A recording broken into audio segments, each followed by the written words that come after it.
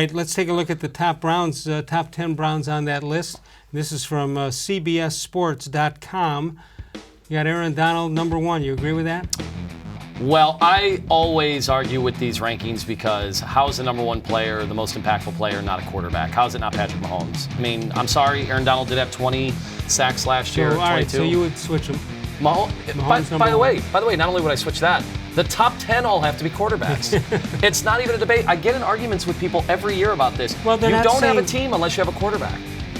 Yeah, I guess, but they've got, let's see, what do they have quarterbacks? You got Mahomes, you got Brady, you got Rodgers and Wilson and Brees. So that's 5 of the top 10. By the way, keep your eyes, and maybe it's wishful thinking, and I've been talking about this since the beginning of offseason. Keep your eyes on number 5, Von Miller. I think the Broncos are going to have a bad year.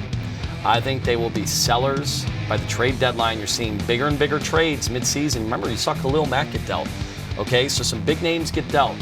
If the Browns' defensive line does not gel like they hoped it would, and some of these new signings, if there's some injuries there, maybe Myles-Garrett maybe tweaks an ankle, I would not be surprised to see the Browns try to make a huge trade for Von Miller. He is still that good. Interesting. All right, some other notables on that list. That would include Ohio State guys. Well, the Browns, first of all. Beckham, they've got number 14, myles-garrett 28. I can't agree with that. And baker-mayfield at 59. Well, so you think Myles is too low? Yes. Look, here's the thing. I did not like what I heard from Myles-Garrett, and I think he's going to have a big year. I think he's got more help around him on the defensive line. But for him to sit there and throw Greg Williams under the bus. That he only had 2 moves. That he only had 2 moves. I'm sorry. I just can't imagine Aaron Donald saying I was held back by. I think you play the game and let people notice and let them say it. Yeah, what, you think Greg Williams is going to be upset if he sacks the quarterback with new moves? Like, no, I'm not buying that story. And if that's the case, then how could Greg Williams ever get a job again in the NFL? All right, let's look at other notable players on the list.